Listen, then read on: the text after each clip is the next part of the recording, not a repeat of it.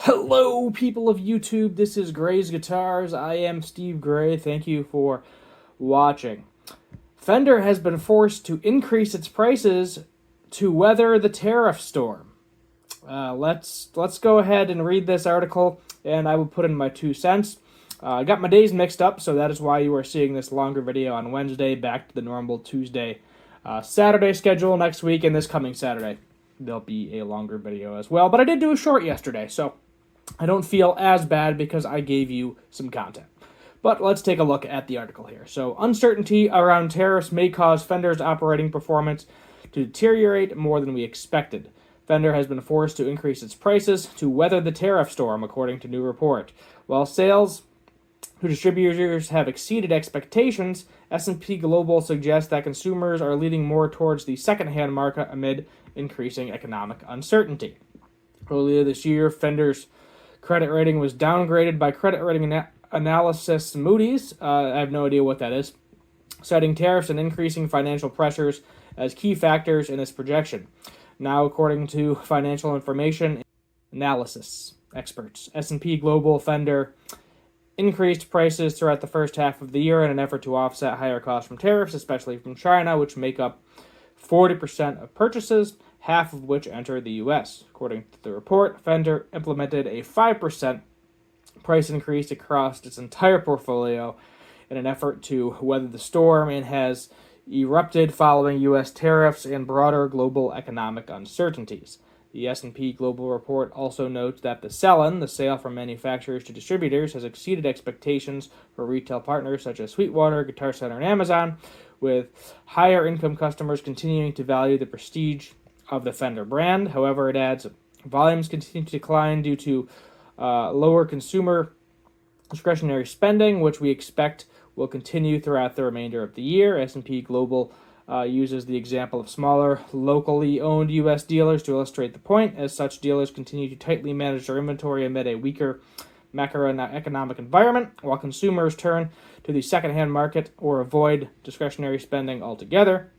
In relation to Fender's 5% price rise, S&P Global insists that the firm's approach to tackling such environment uncertainties has some degree of success, proving to be more effective than some of Fender's closest competitors. It continues, Fender tariffs mitigation strategy is proving more effective than competitors that have avoided price hikes and paused imports from China.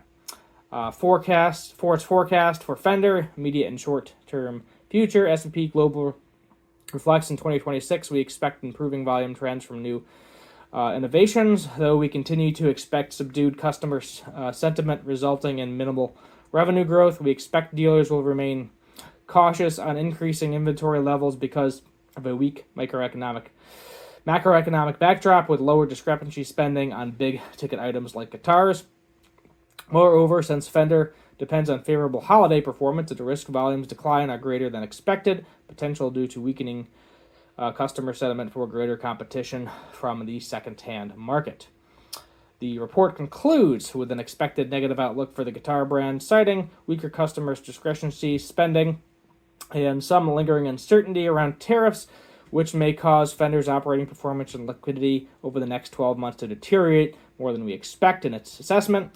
These findings align with current trends in the musical instrument market, according to a recent study by the Peterson Institute for International Economics from January to July of 25. U.S. exports of musical instruments were 8.4% lower than the average over the same months of 21 to 24, particularly in markets such as Brazil, Canada, and China.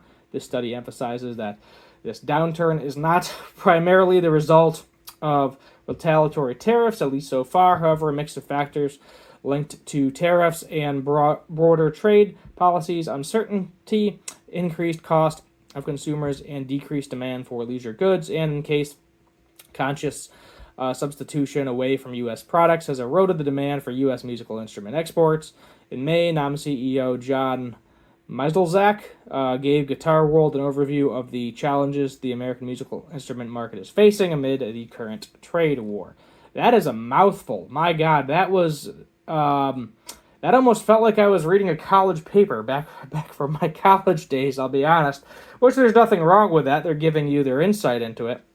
But ultimately, as everything becomes more expensive. COVID created this massive bubble of everybody freaking out. All the companies used it as an excuse to make everything more expensive and essentially say there is a scarcity when there really wasn't a scarcity. So everybody was out there buying everything all they could. Everybody was bored and at home and just like, hey, I want to buy a guitar. I got $500 in my pocket. I'm going to buy a halfway decent guitar.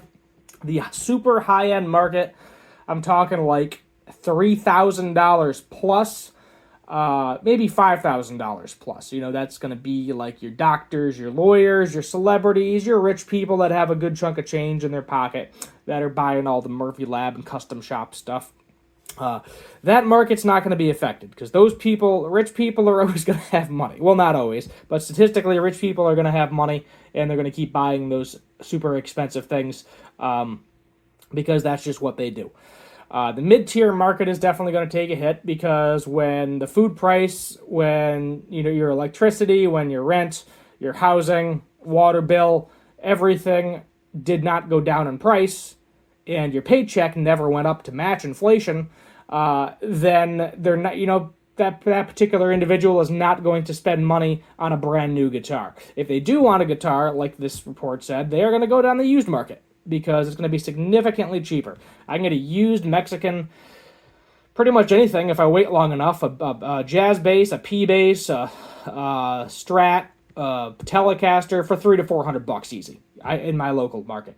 I can get a used Gibson Les Paul Studio if I wait long enough for, I've seen them as low as $500. They're usually gone in 2 seconds if someone lists them for $500 and they're in decent shape, but at least $800, which is half the price of a brand new one, which makes sense. Why would I buy a brand new studio that's going to depreciate by half? At least that's my thinking, If it's like a hobby and you're not thinking about the money side of things, that's my problem. I have, it's a problem and a good thing. I have a money-centric brain, so I don't mind buying guitars and trading guitars, but the value has to be there. I don't mind breaking even, but I don't want to lose money. Ultimately, I have lost money a couple times, but you're talking a couple $100, nothing major. But I don't think anyone is forcing anyone to increase the price of the instruments because it is a novelty. It is a need. In my case, I would call it a need, not a want, but technically it's a want, not a need. So you don't need to own a guitar. You want to own a guitar. You want that fancy amp. You want the modular. You don't need any of it technically. And Fender knows that, but at the same time, they don't want to have less profit. All companies, it seems like they don't understand is making less profit is not the end of the world as long as you're still profitable. I don't see Fender, with all their plethora of different brands, not being profitable. They may not be making more money quarter after quarter after quarter, year after year after year, but they're still making money. As long as they're making a decent chunk of change, all their employees are paid, the company's in good standing, I don't see what the issue is with it. The problem is all these corporations are like, no, we have to keep making more and more and more and more and more, and eventually that bubble is going to burst, and you're going to lose your butt, and people just aren't going to buy it. And I am one of the people that very rarely buy brand new guitars, if ever, because I look at the resale value, and if I buy a used Les Paul for $800 and I want to get rid of it in a year or two, worst case scenario, I lose $100 with inflation. Best case scenario, I break even. So it's like to me there is no point in buying a brand new instrument, of these brands, of Gibson, of Fender, of Epiphone. And of Squire too in some cases. If I want to buy a brand new instrument, I am looking at the quote-unquote off-brands now. Your eArt, your Firefly, things that are less than $500 with better specifications. Pickups are kind of always an issue, it seems like, on the lesser brand guitars, but being that I can do a setup, and usually they don't have major fret issues. Fret work is not something I have touched yet. One day I will buy a fret file. But it's something I haven't really done and I haven't really had to do. There was maybe one or two guitars that I sold and I said, hey, probably need some fret work. And they knew that, you just if you're an honest seller, it's fine. Someone will buy it and they'll either take it to somebody and spend the $300 on a full refret or $300 to $400, whatever it is now. I think it's like $200 for a file recrown, if I remember correctly. It's been a while since I've asked about it, but kind of there it is. There you have it. So they don't have to raise the prices. They keep saying, "Oh, we're being forced to, being forced to." No, you are not. No one is holding a gun to your head and saying, "Raise the price of that guitar $400." Nobody's doing it. You're doing it because you don't want to lose a little bit of profit. And instead of being a billionaire, maybe it knocks you down to a millionaire. Oh no, boo-hoo. And this can be said of almost every major corporation in America and possibly the world these days. That just seems to be how they're operating.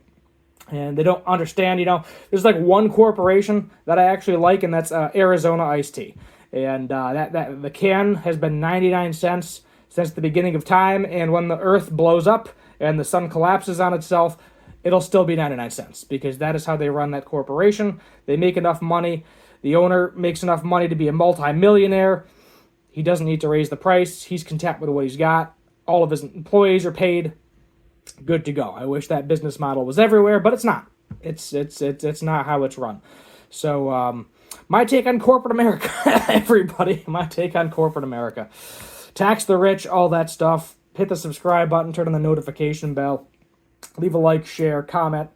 Until next time, as always, have a good one.